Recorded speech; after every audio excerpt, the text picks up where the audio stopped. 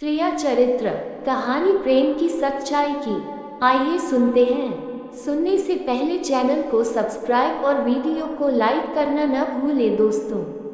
अब आइए सुनते हैं। सेठ लगनदास का गोद लिया पुत्र मगनदास आराम की जिंदगी गुजार रहा था, पर क्या होता है जब उसके दत्तक पिता का बुढ़ापे में अपनी एक संतान हो जाती है। सेठ लगनदास जी के जीवन की बगिया फलहीन थी। कोई ऐसा मानवीय, आध्यात्मिक या चिकित्सात्मक प्रयत्न न था जो उन्होंने न किया हो। यो शादी में एक पत्नी व्रत के कायल थे, मगर जरूरत और आग्रह से विवश होकर एक दो नहीं 5 शादियां की। यहाँ तक कि उम्र के 40 साल गुजर गए और अंधेरे घर में उजाला न हुआ। बेचारे बहुत रंजीदा रहते। ये धन संपत्ति, ये ठाट बाट, ये वैभव और यह ऐश्वर्य क्या होंगे? मेरे बाद इनका क्या होगा? कौन इनको भोगेगा? ये ख्याल बहुत अफसोसनाक था। आखिर यह सलाह हुई कि किसी लड़के को गोद लेना चाहिए, मगर यह मसला पारिवारिक झगड़ों के कारण सालों तक स्थगित रहा। जब सेठ जी ने देखा कि बीवियों में अब तक बदस्तूर कशमकश हो रही है, तो उन्होंने नैतिक साहस से काम लिया और एक होनहार अनाथ लड़की को गोद ले लिया। उसका नाम रखा गया मगनदास। उसकी उम्र 5-6 साल से ज़्यादा न थी। बला का ज़हीन और तमीज़दार, मगर औरतें सब कुछ कर सकती हैं, दूसरे के बच्चे को अपना नहीं समझ सकती। यहाँ तो 5 औरतों का साझा था। अगर एक उसे प्यार करती तो बाकी 4 औरतों का फर्ज था कि उससे नफरत करें। हाँ, सेठ जी उसके साथ बिल्कुल अपने लड़के की सी मोहब्बत करते थे। पढ़ाने को मास्टर रखे, सवारी के लिए घोड़े, रईसी ख्याल के आदमी थे। राग रंग का सामान भी मुहैया था। गाना सीखने का लड़के ने शौक किया तो उसका भी इंतजाम हो गया। गरज जब मगनदास जवानी पर पहुंचा तो रईसाना दिलचस्पियों में उसे कमाल हासिल था। उसका गाना सुनकर उस्ताद लोग कानों पर हाथ रखते। शहसवार ऐसा कि दौड़ते हुए घोड़े पर सवार हो जाता। डी डॉल शक्ल सूरत में उसका सा अलबिला जवान दिल्ली में कम होगा। शादी का मसला पेश हुआ। नागपुर के करोड़पति सेठ मक्खनलाल बहुत लहराए हुए थे। उनकी लड़की से शादी हो गई। धूमधाम का जिक्र किया जाए तो किस्सा वियोग की रात से भी लंबा हो जाए। मक्खनलाल का उसी शादी में दिवाला निकल गया। इस वक्त मगनदास से ज़्यादा ईर्ष्या के योग्य आदमी और कौन होगा? उसकी जिंदगी की बहार उमंगों पर भी और मुरादों के फूल अपनी शबनमी ताजगी में खिल खिलकर हुस्न और ताजगी का समा दिखा रहे थे। मगर तकदीर की देवी कुछ और ही सामान कर रही थी। वह सैर सपाटे के इरादे से जापान गया हुआ था कि दिल्ली से खबर आई कि ईश्वर ने तुम्हें एक भाई दिया है। मुझे इतनी खुशी है कि ज्यादा अरसे तक जिंदा न रह सकूं। तुम बहुत जल्द लौट आओ। मगनदास के हाथ से तार का कागज छूट गया और सर में ऐसा चक्कर आया कि जैसे किसी ऊंचाई से गिर पड़ा है। मगनदास का किताबी ज्ञान बहुत कम था, मगर स्वभाव की सज्जनता से वह खाली हाथ न था। हाथों की उदारता ने, जो समृद्धि का वरदान है, हृदय को भी उदार बना दिया था। उसे घटनाओं की इस कायापलट से दुख तो जरूर हुआ। आखिर इंसान ही था, मगर उसने धीरज से काम लिया और एक आशा और भय की मिली जुली हालत में देश को रवाना हुआ। रात का वक्त था। जब अपने दरवाजे पर पहुंचा तो नाच गाने की महफिल सजी देखी। उसके कदम आगे न बढ़े। वह लौट पड़ा और एक दुकान के चबूतरे पर बैठकर सोचने लगा कि अब क्या करना चाहिए। इतना तो उसे यकीन था कि सेठ जी उस साथ भी भलमनसी और मोहब्बत से पेश आएंगे, बल्कि शायद अब और भी कृपा करने लगे। सेठानिया भी अब उसके साथ गैरों का सा बर्ताव न करेगी। मुमकिन है मझली बहू जो इस बच्चे की खुशनसीब माँ थी, उससे दूर दूर रहे, मगर बाकी 4 सेठानियों की तरफ से सेवा सत्कार में कोई शक नहीं था। उनकी डाह से वह फायदा उठा सकता था। उसके स्वाभिमान ने ये गवारा न किया कि जिस घर में मालिक की हैसियत से रहता था, उसी घर में अब एक आश्रित की हैसियत से जिंदगी बसर करे। उसने फैसला कर लिया कि सब यहाँ रहना न मुनासिब है, न मसलहत। मगर जाऊं कहाँ, न कोई ऐसा फन सीखा, न कोई ऐसा इल्म हासिल किया जिससे रोजी कमाने की सूरत पैदा होती। रईसाना दिलचस्पियां उसी वक्त तक कद की निगाह से देखी जाती हैं जब तक कि वे रईसों के आभूषण रहें। जीविका बनकर वे सम्मान के पद से गिर जाती है। अपनी रोजी हासिल करना तो उसके लिए कोई ऐसा मुश्किल काम न था। किसी सेठ साहूकार के यहाँ मुनीम बन सकता था, किसी कारखाने की तरफ से एजेंट हो सकता था, मगर उसके कंधे पर एक भारी जुआ रखा हुआ था। उसे क्या करे? एक बड़े सेठ की लड़की जिसने लाड प्यार में परवरिश पाए, उससे ये कंगाली की तकलीफें क्यों कर झेली जाएंगी? क्या मक्खनलाल की लाडली बेटी एक ऐसे आदमी के साथ रहना पसंद करेगी जिसे रात की रोटी का भी ठिकाना नहीं? मगर इस फिक्र में अपनी जान क्यों खपाऊं? मैंने अपनी मर्जी से शादी नहीं की, मैं बराबर इनकार करता रहा। सेठ जी ने जबरदस्ती मेरे पैरों में बेड़ी डाली है, अब वही इसके जिम्मेदार हैं। मुझसे कोई वास्ता नहीं। लेकिन जब उसने दोबारा ठंडे दिल से इस मसले पर गौर किया तो बचाव की कोई सूरत नजर न आई। आखिरकार उसने ये फैसला किया कि पहले नागपुर चलूं, जरा उन महारानी के तौर तरीके को देखूं, बाहर ही बाहर उनके स्वभाव की, मिजाज की जांच करूं। उस वक्त तय करूंगा कि मुझे क्या करके चाहिए। अगर राइसी की बू उनके दिमाग से निकल गई है और मेरे साथ रूखी रोटियां खाना उन्हें मंजूर है, तो इससे अच्छा फिर और क्या।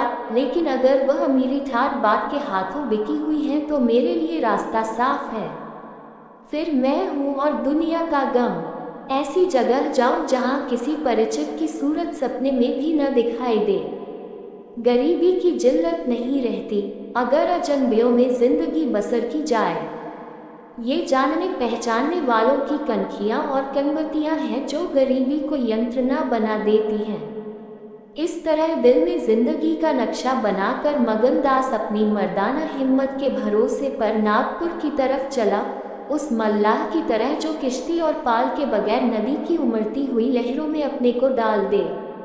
उस गर्व की चेतना के साथ जो किसी नादान आदमी के सामने अपनी जानकारी के बयान करने में होता है, बूढ़ी मालिन अपनी सर्वज्ञता का प्रदर्शन करने लगी। मगनदास ने उकसाया होगा, भाई, बड़े आदमी की बातें निराली होती हैं। लक्ष्मी के बस में सब कुछ है, मगर अकेली जान पर 10 लौंडियां, समझ में नहीं आता। मालिन ने बुढ़ापे के चिड़चिड़ेपन से जवाब दिया, तुम्हारी समझ मोटी हो तो कोई क्या करे। कोई पान लगाती है, कोई पंखा झलती है, कोई कपड़े पहनाती है। 2000 रुपये में तो सेजगढ़ी आई थी, चाहो तो मुंह देख लो, उस पर हवा खाने जाती है। एक बंगाली गाना बजाना सिखाती है, मेल पढ़ाने आती है, शास्त्री जी संस्कृत पढ़ाते हैं, कागज पर ऐसी मूरत बनाती है कि अब बोली और अब बोली। दिल की रानी है, बेचारी के भाग फूट गए। दिल्ली के सेठ लगनदास के गोद लिए हुए लड़के से ब्याह हुआ था, मगर राम जी की लीला 70 बरस के मुर्दे को लड़का दिया, कौन पतियाएगा। जब से यह सुनावनी आई है तब से बहुत उदास रहती हैं। एक दिन रोती थी, मेरे सामने की बात है। बाप ने देख लिया, समझाने लगे, लड़की को बहुत चाहते हैं, सुनती हूँ दामाद को यही बुला कर रखेंगे। नारायण करे, मेरी रानी दूधो नहाए पूतो फले। माली मर गया था, उन्होंने आरनली होती तो घर भर के टुकड़े मानती। मगनदास ने एक ठंडी सांस ली, बेहतर है अब यहाँ से अपनी इज्जत आबरू लिए हुए चल दो, यहाँ मेरा निबाह न होगा। इंदिरा रईसजादी है, तुम इस काबिल नहीं हो कि उसके शौहर बन सको। मालिन से बोला तो धर्मशाला में जाता हूँ, जाने वहाँ खाट वॉट मिल जाती है कि नहीं, मगर रात ही तो काटनी है, किसी तरह कट ही जाएगी। रईसों के लिए मखमली गद्दे चाहिए, हम मजदूरों के लिए पुआल ही बहुत है। ये कहकर उसने लुटिया उठाई, डंडा संभाला और दर्द भरे दिल से एक तरफ चल दिया। उस वक्त इंदिरा अपने झरोखे पर बैठी हुई इन दोनों की बातें सुन रही थी। कैसा संयोग है कि स्त्री को स्वर्ग की सब सिद्धियां प्राप्त हैं और उसका पति आवारों की तरह मारा मारा फिर रहा है। उसे रात काटने का ठिकाना नहीं। लेंगी, बोली बाई जी, मुझसे कसूर हुआ, लीजिए अब जाती हूँ। चीखते नाक कटती है तो मेरा निबाह यहाँ न होगा। ईश्वर ने मुँह दिया है तो आहार भी देगा। 4 घर से मांगूंगी तो पेट को हो जाएगा। उस छोकरी ने मुझे खड़े खड़े निकलवा दिया। बताओ, मैंने तुमसे उसकी कौन सी शिकायत की थी? उसकी क्या चर्चा की थी? मैं तो उसका बखान कर रही थी, मगर बड़े आदमियों का गुस्सा भी बड़ा होता है। अब बताओ, मैं किसकी होकर रहूं? 8 दिन इसी तरह टुकड़े मानते हो गए हैं। एक भतीजी उन्हीं के यहाँ लौंडियों में नौकर थी, उसी दिन उसे भी निकाल दिया। तुम्हारी बदौलत जो कभी न किया था वह करना पड़ा। तुम्हें कहाँ का दोष लगाऊं? किस्मत में जो कुछ लिखा था देखना पड़ा। मगनदास सन्नाटे में आ गया।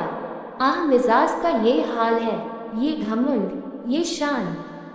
मालिन का इत्मीनान दिलाया। उसके पास अगर दौलत होती तो उसे माला माल कर देता। सेठ मक्खन लाल की बेटी को भी मालूम हो जाता कि रोजी की कुंजी उसी के हाथ में नहीं है। बोला, तुम फिक्र न करो, मेरे घर में आराम से रहो, अकेले मेरा जी भी नहीं लगता। सच कहो तो मुझे तुम्हारी तरह एक औरत की तलाश थी, अच्छा हुआ तुम आ गए। मालिन ने आंचल फैलाकर असीम आशीर्वाद दिया। बेटा, तुम जुग जुग जियो, बड़ी उम्र हो। यहाँ कोई घर मिले तो मुझे दिलवा दो। मैं यहाँ रहूंगी तो मेरी भतीजी कहाँ जाएगी? वह बेचारी शहर में किसके आश्रय रहेगी?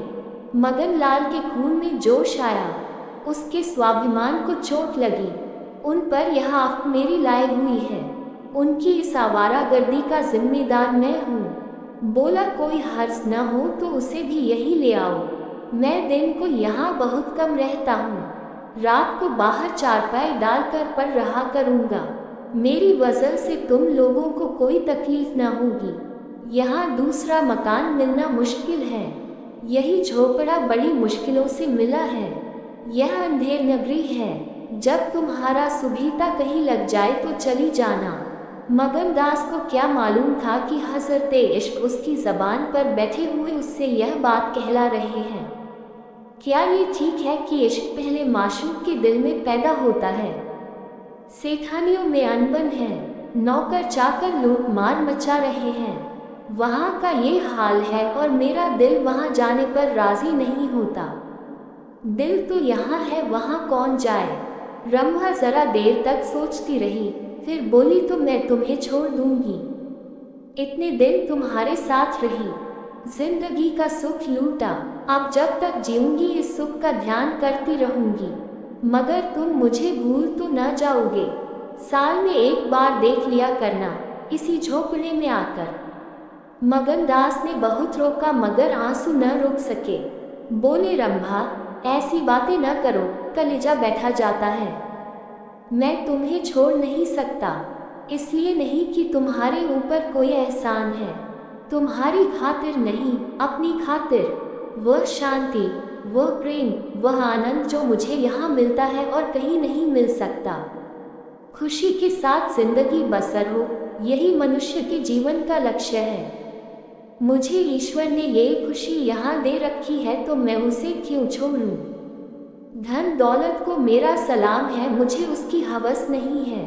रंभा फिर गंभीर स्वर में बोली, मैं तुम्हारे पाँव की बेड़ी न बनूंगी। चाहे तुम अभी मुझे न छोड़ो, लेकिन थोड़े दिनों में तुम्हारी यह मोहब्बत न रहेगी।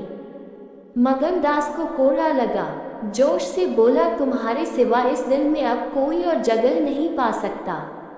रात ज्यादा हो गई थी, अष्टमी का चांद सोने जा चुका था। दोपहर के कमल की तरह साफ आसमान में सितारे खिले हुए थे। किसी खेत के रखवाले की बांसुरी की आवाज़, जिसे दूरी ने तासीर, सन्नाटे न सुरीलापन और अंधेरे ने आत्मिकता का आकर्षण दे दिया था, कानों में आ जा रही थी कि जैसे कोई पवित्र आत्मा नदी के किनारे बैठी हुई पानी की लहरों से या दूसरे किनारे के खामोश और अपनी तरफ खींचने वाले पेड़ों से अपनी जिंदगी की गम की कहानी सुना रही है। मगनदास सो गया मगर रंभा की आंखों में नींद न आई। सुबह हुई तो मगनदास उठा और रंभा को पुकारने लगा, मगर रंभा रात ही को अपनी चाची के साथ वहां से कहीं चली गई थी। मगनदास को उस मकान के दरो दीवार पर एक मनहूसियत सी छाई हुई मालूम हुई कि जैसे घर की जान निकल गई हो। वह घबराकर उस कोठरी में गया जहां रंभा रोज चक्की पीसती थी, मगर अफसोस आज चक्की एकदम निश्चल थी। फिर वह कुएं की तरह दौड़ा गया, लेकिन ऐसा मालूम हुआ कि कुएं ने उसे निगल जाने के लिए अपना मुंह खोल दिया है। तब वह बच्चों की तरह चीख उठा। वह रोता हुआ फिर उसी झोपड़ी में आया जहां कल रात तक प्रेम का वास था, मगर उस वक्त वह शोक का घर बनी हुई थी। जब जरा आंसू थमे तो उसने घर में चारों तरफ निगाह दौड़ाई। रंभा की साड़ी अरगनी पर पड़ी हुई थी। एक पिटारी में वह कंगन रखा हुआ था जो मगनदास ने उसे दिया था। बर्तन सब रखे हुए थे, साफ और सुथरे। मगनदास सोचने लगा, रंभा तूने रात को कहा था मैं तुम्हें छोड़ दूंगी, क्या तूने वह बात दिल से कही थी? मैंने तो समझा था तू दिल लगी कर रही है, नहीं तो तुझे कलेजे में छिपा लेता। मैं तो तेरे लिए सब कुछ छोड़े बैठा था, तेरा प्रेम मेरे लिए सब कुछ था। मैं यूँ बेचैन हूँ, क्या तू बेचैन नहीं है? हाय तू रो रही है, मुझे यकीन है कि तू अब भी लौट आएगी।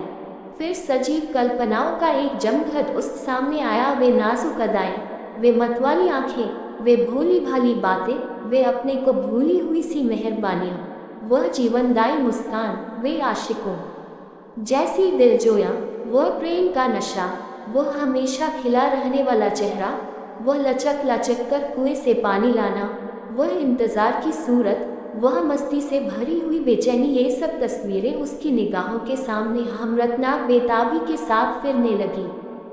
मगनदास ने एक ठंडी सांस ली और आंसुओं और दर्द की उमड़ती हुई नदी को मर्दाना जबत से रोककर उठ खड़ा हुआ। नागपुर जाने का पक्का फैसला हो गया। तकिए के नीच से संदूक की कुंजी उठाई तो कागज का एक टुकड़ा निकल आया। ये रंभा की विदा की चिट्ठी थी। प्यारे, मैं बहुत रो रही हूँ, मेरे पैर नहीं उठते, मगर मेरा जाना जरूरी है। तुम्हें जगाऊंगी तो तुम जाने न दोगे। कैसे जाऊँ, अपने प्यारे पति को कैसे छोड़ूं? किस्मत मुझसे यह आनंद का घर छुड़वा रही है। मुझे बेवफा न कहना, मैं तुमसे फिर कभी मिलूंगी। मैं जानती हूँ कि तुमने मेरे लिए ये सब कुछ त्याग दिया है, मगर तुम्हारे लिए जिंदगी में बहुत कुछ उम्मीदें हैं। मैं अपनी मोहब्बत की धुन में तुम्हें उन उम्मीदों से क्यों दूर रखूं? अब तुमसे जुदा होती हूँ, मेरी सुध मत भूलना, मैं तुम्हें हमेशा याद रखूंगी। यह आनंद के दिन कभी न भूलेंगे। क्या तुम मुझे भूल सकोगे? तुम्हारी प्यारी रंभा। सुहाग की सुहानी रात थी। 10 बज गए थे। खुले हुए हवादार सहन में चांदनी छिपकी हुई थी, वह चांदनी जिसमें नशा है, आरजू है और खिंचाव है। गमलों में खिले हुए गुलाब और चंपा के फूल चांद की सुनहरी रोशनी में ज्यादा गंभीर और खामोश नजर आते थे। मगनदास इंदिरा से मिलने के लिए चला। उसके दिल से लालसाएं जरूर थी, मगर एक पीड़ा भी थी। दर्शन की उत्कंठा थी, मगर प्यास से खोली। मोहब्बत नहीं, प्राणों का खिंचाव था जो उसे खींचे लिए जाता था। उसके दिल में बैठी हुई रंभा शायद बार बार बाहर निकलने की कोशिश कर रही थी, इसीलिए दिल में धड़कन हो रही थी। वह सोने के कमरे के दरवाजे पर पहुंचा। रेशमी पर्दा पड़ा हुआ था। उसने पर्दा उठा दिया। अंदर एक औरत सफेद साड़ी पहने खड़ी थी। हाथ में चंद खूबसूरत चूड़ियों के सिवा उसके बदन पर एक जेवर भी न था। ज्यों ही पर्दा उठा और मगनदास ने अंदर कदम रखा, वह मुस्कुराती हुई उसकी तरफ बढ़ी। मगनदास ने उसे देखा और चकित होकर बोला, रंभा, और दोनों प्रेमावेश से लिप्त गए। दिल में बैठी हुई रंभा बाहर निकल आई थी। साल भर गुजरने के बाद एक दिन इंदिरा ने अपने पति से कहा, क्या रंभा को बिल्कुल भूल गए? कैसे बेवफा हो? कुछ याद है उसने चलते वक्त तुमसे क्या विनती की थी? मगनदास ने कहा, खूब याद है। वह आवाज़ भी कानों में गूंज रही है। मैं रंभा को भोली भाली लड़की समझता था, यह नहीं जानता था कि यह क्रिया चरित्र का जादू है। मैं अपनी रंभा को अब भी इंदिरा से ज़्यादा प्यार करता हूँ।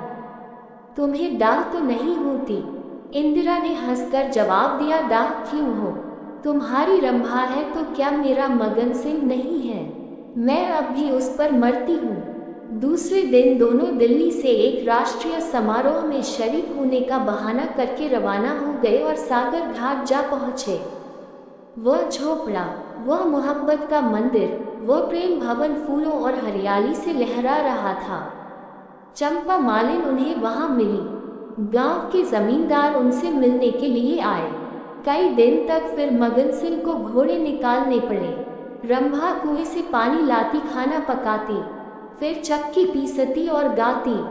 गांव की औरतें फिर उससे अपने कुर्ते और बच्चों की लेसदार टोपियां सिलवाती हैं। हाँ, इतना जरूर कहती हैं कि उसका रंग कैसा निखर आया है, हाथ पांव कैसे मुलायम पड़ गए हैं। किसी बड़े घर की रानी मालूम होती है, मगर स्वभाव वही है, वही मीठी बोली है, वही मुरौवत, वही हंसमुख चेहरा। इस तरह एक हफ्ता इस सरल और पवित्र जीवन का आनंद उठाने के बाद दोनों दिल्ली वापस आए और अब 10 साल गुजरने पर भी साल में एक बार उस झोपड़ी के नसीब जागते हैं। वह मोहब्बत की दीवार अभी तक उन दोनों प्रेमियों को अपनी छाया में आराम देने के लिए खड़ी है।